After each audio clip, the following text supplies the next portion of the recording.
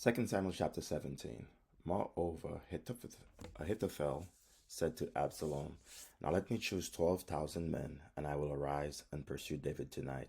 I will come upon him while he is weary and weak, and make him afraid, and all the people who are with him will flee, and I will strike only the king.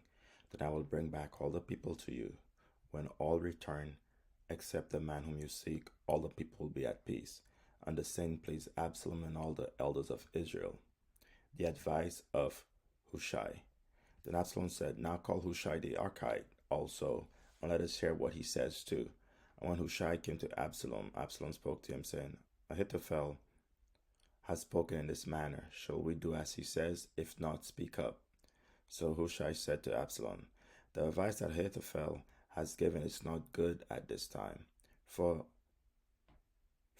said Hushai, you know your father and his men, that they are mighty men, and they are enraged in their minds, like a bear robbed of her cubs in the field. And your father is a man of war, and will not camp with the people. Surely by now he is hidden in some pit or in some other place.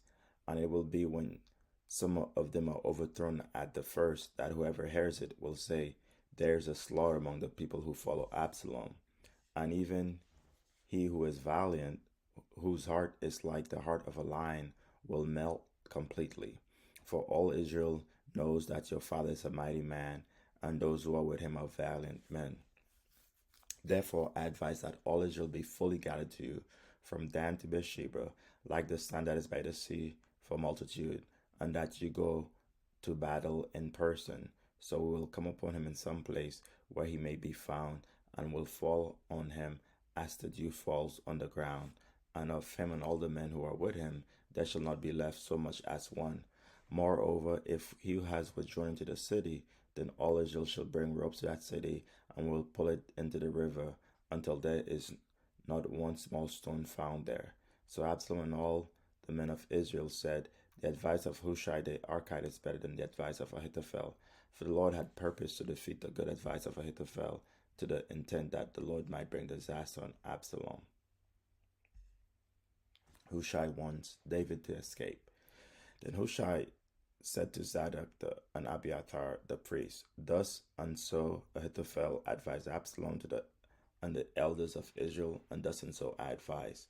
Now therefore send quickly and tell David, saying, Do not spend this night in the plains of the wilderness, but speedily cross over, lest the king and all the people who are with him be swallowed up.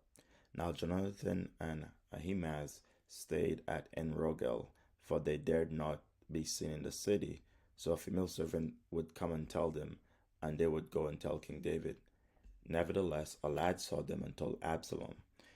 But both of them went away quickly and came to a man's house in Bahurim, who had a well in his court, and they went down into it. Then the woman took and spread a covering over the well's mouth, and spread ground grain on it, and the thing was not known. And when Absalom's servant came to the woman at the house, they said, Where are Ahimaaz and Jonathan? So the woman said to them, They have gone over the water brook. And when they had searched and could not find them, they returned to Jerusalem. Now it came to pass after they had departed that they came up out of the well and went and told David, and said to David, Arise and cross over the water quickly, for thus has Ahithophel advised against you. So David and all the people who were with him arose and crossed over the Jordan. By morning light not one of them was left who had not gone over the Jordan. Now when Ahithophel saw that his advice was not followed, he saddled a donkey and arose and went to his house, to his city. Then he put his household in order and hanged himself and died, and he was buried in his father's tomb. Then David went to Mahanaim, and Absalom crossed over the Jordan, he and all the men of Israel with him. And Absalom made Amasa captain of the army instead of Joab. This Amasa was the son of a man whose name was Jethro, an Israelite, who had gone into Abigail, the daughter of Nahash, sister of Zeruiah, Joab's mother. So Israel and Absalom encamped in the land of Gilead. Now it happened when David had come to Mahanaim that Shobi the son of Nahash from Rabbah of the people of Ammon, Markeh the son of Amiel from Lodebar, and Barzillai the Gileadite from Rogelim brought beds and basins, earthen vessels and wheat, barley and flour, parched grain and beans, lentils and parched seeds, honey and curd, sheep and cheese of the herd, for David and the people who were with him to eat. For they said, the people are hungry and weary and thirsty in the wilderness. Chapter 18. And David numbered the people who were with him, and set captains of thousands and captains of hundreds over them.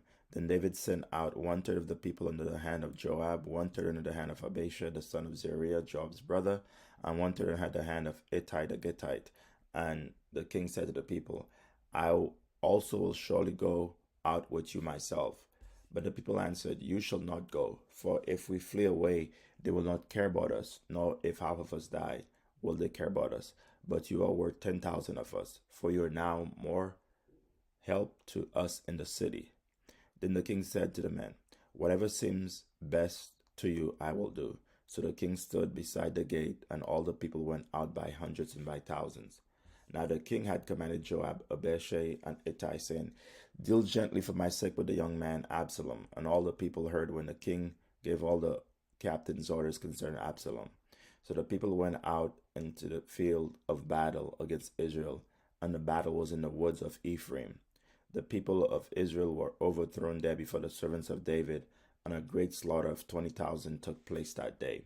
For the battle there was scattered over the face of the whole countryside, and the woods devoured more people that day than the sword devoured. Then Absalom met the servants of David. Absalom rode on a donkey. The mule went under the thick boughs of a great terebinth tree, and his head caught in the terebinth. So he was left hanging between heaven and earth, and the mule which was under him went on. Now a certain man came and told Joab and said, I just saw Absalom hanging in a terebinth tree. So Joab said to the man who told him, You just saw him? And why did you not strike him there to the ground? I would have given you 10 shekels of silver and a belt. But the man said to Joab, Though I were to receive 1,000 shekels of silver in my hand, I would not raise my hand against the king's son. For in our hearing the king commanded you and Abishai and Ittai, saying, Beware lest anyone touch the young man Absalom. Otherwise I would have dealt falsely against my own life. For there is nothing hidden from the king, and you yourself would have set yourself against me. Then Joab said, I cannot linger with you. And he took 3 spears in his hand and thrust them through Absalom's heart, while he was still alive in the midst of the terebinth tree. And 10 young men who bore Joab's armor surrounded Absalom and struck and killed him. So Joab blew the trumpet, and the people returned from pursuing Israel, for Joab held back the people. And they took Absalom and cast him in a large pit in the woods, and laid a very large heap of stones over him. Then all Israel fled, everyone to his tent. Now Absalom in his lifetime had taken and set up a pillar for himself, which is in the king's valley. For he said, I have no son to keep my name in remembrance. He called the pillar after his name, his own name, and to this day it is called Absalom's monument. David hears of Absalom's death. Then Ahimaaz the son of Zadok said, Let me now run and take news to the king, how the Lord had avenged him of his enemies. And Joab said to him, You shall not take the news this day, for you shall take the news another day. But today you shall take no news, because the king's son is dead. Then Joab said to the Cushite, Go tell the king what you have seen. So the Cushite bowed himself to Joab and ran. And Ahimaaz the son of Zadok said again to Joab, But whatever happens, please let me also run after the Cushite. So Joab said, Why would you run, my son, since you have no news ready? But whatever happens, he said, let me run. So he said to him, Run. And then Ahimaaz ran by way of the plain and outran the Cushite. Now David was sitting between the 2 gates, and the watchman went up to the roof over the gate to the wall, lifted his eyes and looked, and there was a man running alone. Then the watchman cried out and told the king. And the king said, If he is alone, there is news in his mouth. And he came rapidly and drew near. Then the watchman saw another man running, and the watchman called to the gatekeeper and said, There is another man running alone. And the king said, He also brings news. So the watchman said, I think the running of the first is like Ahimaaz the son of Zadok. And The king said, "He is a good man and comes with good news." So Ahimaaz called out and said to the king, "All is well." Then he bowed down his face to the earth before the king and said, "Blessed be the Lord your God, who has delivered up the men who raised their hand against my lord the king." The king said, Is the young man Absalom safe?" Ahimaaz answered, "When Joab sent the king's servant and me, your servant, I saw a great tumult, but I did not know what it was about." And the king said, "Turn aside and stand there." So he turned aside and stood still. Just then the Cushite came, and the Cushite said, "There is good news, my lord, the king, for the Lord has avenged you this day of all those who rose against you." And the king said to the Cushite, "Is the young man Absalom safe?" So the Cushite answered, May the enemies of my lord the king and all who rise against you to do harm be like that young man." David's mourning for Absalom. Then the king was deeply moved and went up to the chamber over the gate and wept. And as he went, he said thus, "O my son Absalom, my son Absalom, if only I had died in your place. O Absalom, my son, my son."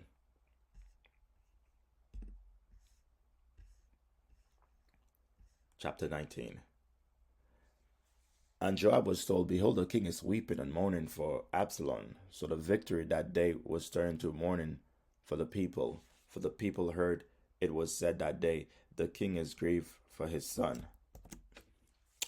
And the people stole back into the city that day, as people who are ashamed steal away when they flee in battle. But the king covered his face, and the king cried out in a loud voice, "O my son Absalom, Absalom, my son, my son." Then Joab came into the house to the king and said, "Today you have disgraced all your servants who today have saved your life, the lives of your sons and daughters, the lives of your wives, and the lives of your concubines, and that you love your enemies and hate your friends. For you have declared today that you regard neither princes nor servants. For today I perceive that if Absalom had lived and all of us had died today, then it would have pleased you well. Now therefore arise, go out and speak comfort to your servants. For I swear by the Lord, if you do not go out, not one will stay with you this night. And if that will be worse for you than all the evil that has befallen you and that will be worse for you than all the evil that has befallen you from your youth until now." Then the king arose and sat in the gate, and they told all the people, saying, "There's the king sitting in the gate." So all the people came before the king, for everyone of Israel had fled to his tent. David returns to Jerusalem. Now all the people were in dispute throughout all the tribes of Israel, saying, "The king saved us from the hand of our enemies. He delivered us from the hand of the Philistines, and now he has fled from the land because of Absalom. But Absalom, whom we anointed over us, has died in battle. Now therefore, why do you say nothing about bringing back the king?" So King David sent to Zadok and Abiathar the priests, saying, "Speak to the elders of Judah, saying, Why are you the last to bring the king back to his house, since the words of all Israel have come to the king, to this very house? You are my brethren, you are my bone and my flesh. Why then are you the last to bring back the king?" And say to Amasa, "Are you not my bone and my flesh? God do so to me and me also, if you're not commander of the army before me continually in place of Joab." So he swayed the hearts of all the men of Judah, just as the heart of one man, so that they sent this word to the king, "Return, you and all your servants." Then the king returned and came to the Jordan, and Judah came to Gilgal to go meet the king, to escort the king across the Jordan. And Shimei the son of Gera, a Benjamite, who was from Bahurim, hurried and came down with the men of Judah to meet King David. There was 1,000 men of Benjamin with him, and Ziba the servant of the house of Saul, and his 15 sons, and his 20 servants with him, and they went over the Jordan before the king. Then a ferry boat went across to carry over the king's household, and to do what he thought good. David's mercy to Shimei. Now Shimei the son of Gera fell before the king when he had crossed the Jordan. Then he said to the king, "Do not let my lord impute iniquity to me, or remember that what wrong your servant did on the day that my lord the king left Jerusalem, that the king should take it to heart. For I, your servant, know that I have sinned." Therefore, here I am, the first to come today of all the house of Joseph, to go down to meet my lord the king. But Abishai the son of Zeruiah answered and said, Shall not Shimei but put to death because he cursed the Lord's anointed? And David said, What I have to do with you, you sons of Zeruiah, that you should be adversaries to me today? Shall any man be put to death today in Israel? For I do not know that today I am king over Israel. For do not I know that today I am king over Israel? Therefore the king said to Shimei, You shall not die. And the king swore to him. David and Mephibosheth meet. Now Mephibosheth the son of Saul came down to meet David, and he had not cared for his feet, nor trimmed his mustache, nor washed his clothes, from the day that King David departed until the day he returned in peace. So it was when he had come to Jerusalem to meet the king, that King David said to him, Why did you not go with me, Mephibosheth? And he answered, My lord, O king, my servant deceived me. For your servant said, I will saddle a donkey for myself, that I may ride on it and go to the king, because your servant is lame. And he has slandered your servant to my lord the king. But my lord the king is like an angel of God. Therefore, do what is good in your eyes. For all my father's house were but a dead man. For all my father's house were but dead men before my lord the king. Yet you set your servant among those who eat at your own table. Therefore, what right have I still to cry out any more to the king? So the king said to him, Why do you speak any more of your matters? I have said, You and Ziba divide the land. Then Mephibosheth said to the king, Rather let him take it all, inasmuch as my lord the king has come back in peace to his own house. David's kindness to Barzillai. Barzillai the Gileadite came down from Rogelim and went across the Jordan with the king to escort him across the Jordan. Now Barzillai was a very aged man, 80 years old, and he had provided the king with supplies while he stayed at Mahanaim, for he was a very rich man. And the king said to Barzillai, Come across with me, and I will provide for you while you are in Jerusalem. But Barzillai said to the king, How long have I to live, that I should go to the king to Jerusalem? I am today 80 years old. Can I discern between the good and the bad? Can your servant taste what I eat or what I drink? Can I hear any longer the voice of singing men and singing women? Why then should your servant be a further burden to my lord the king? Your servant will go a little way across the Jordan with the king, and why should the king repay me with such a reward? Please let your servant turn back again, that I may die in my own city near the grave of my father and mother. But here is your servant Chimham. Let him cross over with the Lord my king, and do for him what seems good to you. And the king answered, Chimham shall cross over with me, and I will do for him what seems good to you. Now whatever you request of me, I will do for you. Then all the people went over the Jordan, and when the king had crossed over, the king kissed Barzillai and blessed him, and returned to his own place. The quarrel about the king. Now the king went to Gilgal, and Chimham went on with him, and all the people of Judah escorted the king, and also half the people of Israel. Just then all the men of Israel came to the king and said to the king, Why have your brethren the men of Judah stolen you away, and brought the king, his household, and all David's men with him across the Jordan?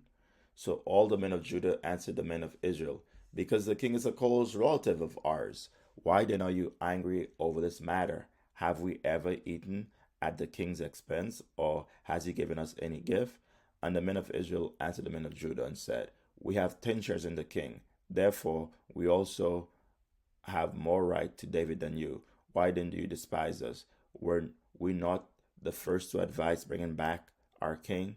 Yet the words of the men of Judah were fiercer than the words of the men of Israel.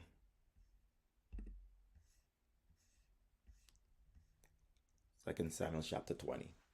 The rebellion of Sheba. And there happened to be a rebel whose name was Sheba, the son of Bichri, a Benjamite. And he blew a trumpet and said, We have no share in David, nor do we have inheritance in the son of Jesse. Every man to his tent, O Israel. So every man of Israel deserted David and followed Sheba, the son of Bichri. But the men of Judah from the Jordan as far as Jerusalem remained loyal to their king. Now David came to his house at Jerusalem, and the king took the 10 women, his concubines, whom he had left to keep the house, and put them in seclusion and supported them, but did not go into them. So they were shut up to the day of their death, living in widowhood. And the king said to Amasa, assemble the men of Judah for me within 3 days, and be present here yourself.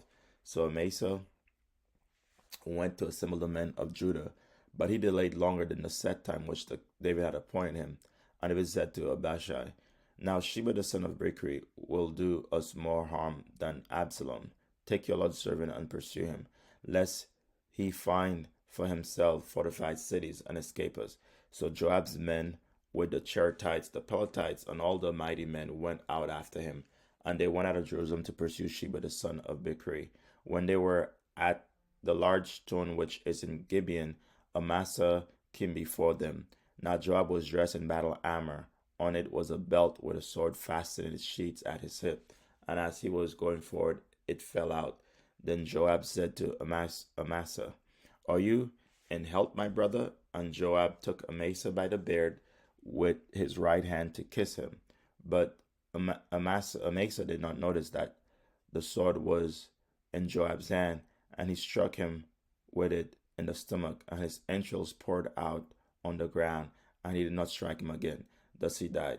Then Joab and Abishai, his brother, pursued Sheba the son of Bichri.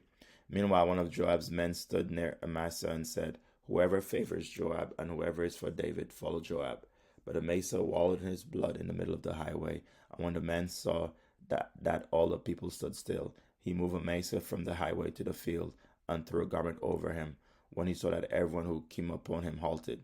When he was removed from the highway, all the people went on after Joab to pursue Sheba the son of Bichri. And he went through all the tribe of Israel to Abel and Beth-Maachah and all the Berites, so they were gathered together, and also went after Sheba. Then they came and besieged him in Abel of Beth-Maachah, and they cast up a siege mound against the city, and stood by the rampart, and all the people who were with Joab battered the wall to throw it down. Then a wise woman cried out from the city, Here, please say to Joab, come nearby that I may speak with you. When he had come near to her, the woman said, Are you Joab? He answered, I am. Then she said to him, Hear the words of your maidservant. And he answered, I am listening. So she spoke, saying, They used to talk in former times, saying, They shall surely seek guidance at Abel, and so they would end disputes. I am among the peaceable and faithful in Israel. You seek to destroy a city and a mother in Israel. Why should you swallow up the inheritance of the Lord? And Joab answered and said, far be it from me that I should swallow up or destroy. That is not so, but a man from the mountains of Ephraim, Sheba the son of Bichri by name, has raised his hand against the king, against David. Deliver him only, and I will depart from the city. So the woman said to Joab, Watch, his head will be thrown to you over the wall. Then the woman in her wisdom went to all the people, and they cut off the head of Sheba the son of Bichri and threw it to Joab. Then he blew the trumpet, and they withdrew from the city, every man to his tent. So Joab returned to the king at Jerusalem. David's government officers. And Joab was over all the army of Israel. Benaiah the son of Jehoiada was over the Cherethites and the Pelethites. Adram was in charge of revenue. Jehoshaphat the son of Ahilud was recorder. Shiva was scribe. Zadok and Abiathar were priests. And Ira the Jerite was a chief minister under David.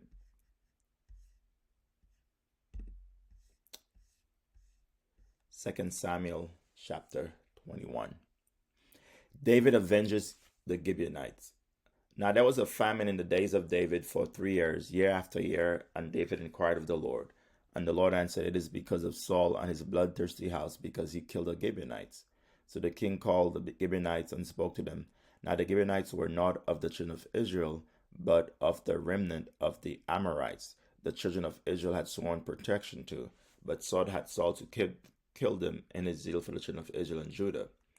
Therefore David said to the Gibeonites, What shall I do for you? And with what shall I make atonement, that you may bless the inheritance of the Lord? And the Gibeonites said to him, We will have no silver or gold from Saul or from his house, nor shall kill any man in Israel for us. So he said, Whatever you say, I will do for you. Then they answered to the king, As for the man who consumed and plotted against us, that we should be destroyed from remaining in any of the territories of Israel, let 7 men of his descendants be delivered to us, and we'll hang them before the Lord in Gibeah of Saul, whom the Lord chose. And the king said, I will give them.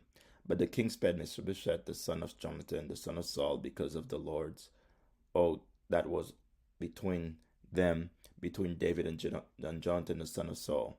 So the son took Amoni and Mephibosheth, the sons of Rizpah, the daughter of Aiah, from whom she bore to Saul, and the 5 sons of Michal, the daughter of Saul, whom she brought up for Adriel, the son of Barzillai, the Meholotite, and she delivered them into the hands of the Gibeonites, and they hanged them on the hill before the Lord. So they fell all 7 together, and were put to death in the days of harvest, in the first days in the beginning of the barley harvest. Now Rizpah, the daughter of Aiah, took sackcloth and spread it for herself on the rock from the beginning of harvest until the late rains poured on them from heaven, and she did not allow the birds of the air to rest on them by day, nor the beasts of the field by night. And David was told that Rizpah, the daughter of Aiah, the concubine of Saul, had done. Then David went and took the bones of Saul and the bones of Jonathan his son from the men of Jabesh Gilead, who had stolen them from the street of Bethshan, where the Philistines had hanged them up after the Philistines had struck down Saul and Gibeah. So he brought up the bones of Saul and the bones of Jonathan his son from there, and they gathered the bones of those who had been hanged. They buried the bones of Saul and Jonathan his son in the country of Benjamin and Zelah, in the tomb of Kish his father. So they performed all that the king commanded, and after that God heeded the prayer for the land. Philistines giants destroyed.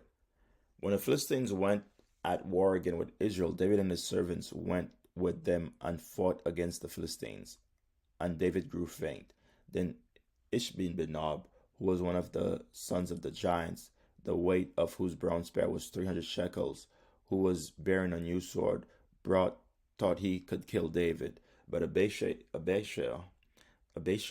the son of Zeruiah, came to his aid and struck the Philistine and killed him. Then the men of David swore to him, saying, You shall go out no more with us to battle, lest you quench the lamp of Israel. Now it happened afterward, there was again a battle in the Philistines at Gob. Then Sibbecai, the Hushathite, killed Saph, who was one of the sons of the giants. Again there was war at Gob with the Philistines, and Elhanan, the son of Jer-Oregim, the Bethlehemite, killed the brother of Goliath the Gittite, the shaft of whose spear was like a weaver's beam.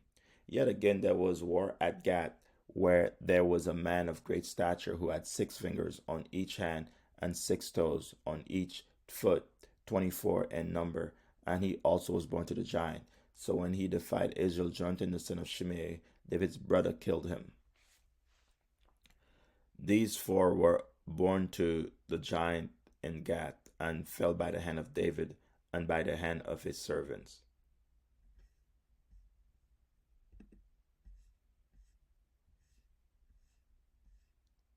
Second Samuel chapter 22. Praise for God's deliverance.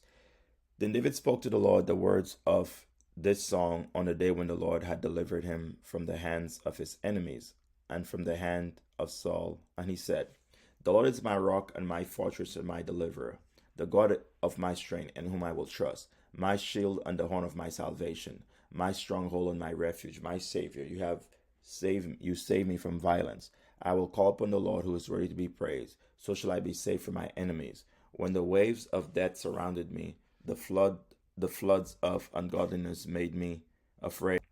The sorrows of Sheol surrounded me. The snares of death confronted me. In my distress I called upon the Lord. I cried out to my God. He heard my voice from his temple, and my cry entered his ears. Then the earth shook and trembled. The foundations of heaven quaked and were shaken, because he was angry. Smoke went up from his nostrils, and devouring fire from his mouth. Coals were kindled by it. He bowed the heavens also, and came down with darkness under his feet. He rode upon a cherub and flew, and he was seen upon the wings of the wind. He made darkness canopies around him, dark waters and thick clouds of the skies. From the brightness before him, coals of fire were kindled. The Lord thundered from heaven, and the Most High uttered his voice. He sent out arrows and scattered them, lightning bolts, and he vanquished them. Then the channels of the sea were seen, the foundations of the world were uncovered at the rebuke of the Lord, at the blast of the breath of his nostril. He sent from above, he took me, he drew me out of many waters. He delivered me from my strong enemy, from those who hated me, for they were too strong for me. They confronted me in the day of my calamity, but the Lord was my support. He also brought me out in a broad place. He delivered me because he delighted in me. The Lord rewarded me according to my righteousness, according to the cleanness of my hands. He has recompensed me, for I have kept the ways of the Lord, and have not wickedly departed from my God. For all his judgments were before me, and as for his statutes, I did not depart from them. I will I was also blameless before him, and I kept myself from iniquity. Therefore the Lord has recompensed me according to my righteousness, according to my cleanness in his eyes. With the merciful you will show yourself merciful, with the blameless you will show yourself blameless. With the pure you will show yourself pure, and with the devious you shall show yourself shrewd. You will save the humble people. Your eyes are on the haughty, but that you may bring them down. For you are my lamp, O Lord. The Lord shall enlighten my darkness. For by you I can run against a troop. For by God I can leap over a wall. As for God, his way is perfect. The word of the Lord is proven. He is a shield to all who trust in him. For who is God except the Lord? And who is a rock except our God? God is my strength and power, and he makes my way perfect. He makes my feet like the feet of deer, and he sets me on high places. He teaches my hand to make war, so that my hands can bend a bow of bronze. You also have given me the shield of your salvation. Your gentleness has made me great. You enlarged my path under me, so my feet did not slip. I have pursued my enemies and destroyed them. Neither did I turn back again till they were destroyed. And I have destroyed them and wounded them, so that they could not rise. They have fallen under my feet, for you have armed me with strength for the battle. You have subdued under me those who rose against me. You also have given me the necks of my enemies, so that I destroyed those who hated me. They looked, but there was none to save, even to the Lord, but he did not answer them. Then I beat them as fine as the dust of the earth. I trod them like dirt in the streets, and I spread them out. You have delivered me from the strivings of my people. You have kept me as the head of the nations. A people I have not known shall serve me. The foreigners submit to me. As soon as they hear, they obey me. The foreigners fade away and come frightened from their hideouts. The Lord lives. Blessed be my rock. Let God be exalted, the rock of my salvation. It is God who avenges me and subdues the people under me. He delivers me from my enemies. You also lift me up above those who rise against me. You have delivered me from the violent men. Therefore I will give thanks to you, O Lord, among the Gentiles, and sing praises to your name. He is the tower of salvation to his king, and shows mercies to his anointed, to David and his descendants forevermore.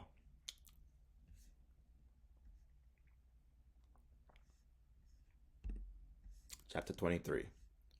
David's last words. For these are the last words of David. Thus says David the son of Jesse. Thus says the man raised up on high, the anointed of God of Jacob, and the sweet psalmist of Israel. The Spirit of the Lord spoke by me, and his word was on my tongue. The God of Israel said, the rock of Israel spoke to me. He who rules over men must be judged, ruling in the fear of God. He who rules over men must be just, ruling in the fear of God, and he shall be like the light of the morning when the sun rises, a morning without clouds, like the tender grass springing out of the earth, by clear shining after rain. Although my house is not so with God, yet he has made with me an everlasting covenant, ordered in all things and secured. For this is all my salvation and all my desire. Will he not make it increase? But the sons of rebellion shall be as the thorns thrust away, because they cannot be taken with hands. But the man who touches them must be armed with iron and the shaft of a spear, and they shall be utterly burned with fire in their place. David's mighty men. These are the names of the mighty men whom David had: Josheb-Basshebeth, the Tachamonite, chief among the captains. He was called Adino the Eznite, because he had killed 800 men at one time.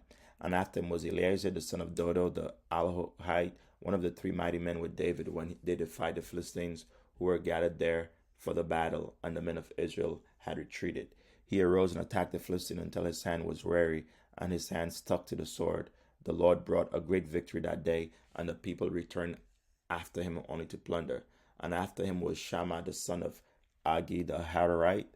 The Philistines had gathered together into a troop where there was a piece of ground full of lentils. So the people fled from the Philistines. But he stationed himself in the middle of the field, defended it, and killed the Philistines. So the Lord brought about a great victory. Then 3 of the 30 chief men went down at harvest time and came to David at the cave of Adullam, and the troop of the Philistines encamped in the valley of Rephaim. David was then in the stronghold, and the garrison of the Philistines was then in Bethlehem.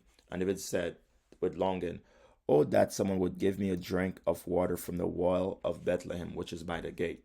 So the 3 mighty men broke through the camp of the Philistines, drew water from the well of Bethlehem that was by the gate, and took it and brought it to David. Nevertheless, he would not drink it, but poured it out to the Lord. And he said, "Far be it from me, O Lord, that I should do this. Is this not the blood of men who went in jeopardy of their lives?" Therefore he would not drink it. These things were done by the 3 mighty men. Now Abishai, the brother of Joab, the son of Zeruiah, was chief of another 3. He lifted his spear against 300 men, killed them, and won a name among these 3. Was he not the most honored of 3? Therefore he became their captain. However, he did not attain to the first 3. Benaiah, the son of Jehoiada, the son of a valiant man from Kabzeel, who had done many deeds. He had killed 2 lion-like heroes of Moab. He also had gone down and killed a lion in the midst of a pit on a snowy day, and he killed an Egyptian, a spectacular man. The Egyptian had a spear in his hand, so he went down to him with a staff, wrested the spear out of the Egyptian's hand, and killed him with his own spear. These things Benaiah the son of Jehoiada did, and won a name among the 3 mighty men. He was more honored than the 30, but he did not attain to the first 3, and David appointed him over his guard. Asahel, the brother of Joab, was one of the 30. Elihan, the son of Dodo the Bethlehemite, of Bethlehem.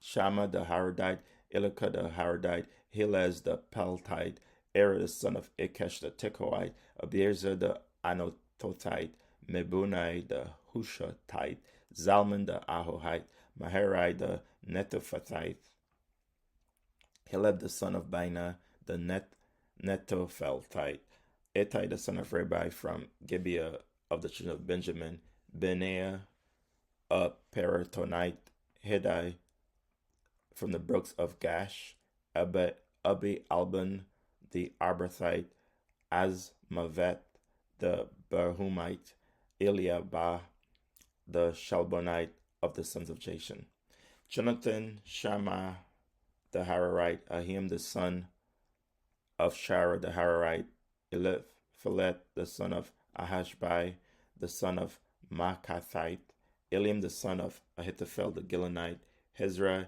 the Carmelite, Parai the Arbite, Egal the son of Nathan of Zobah, Bani the Gadite, Zelek the Ammonite, Naharai the Beerotite, Amaber of Joab the son of Zeruiah, Era the Ithrite,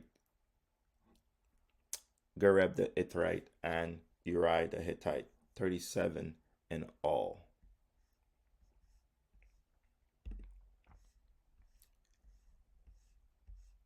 David's census of Israel and Judah.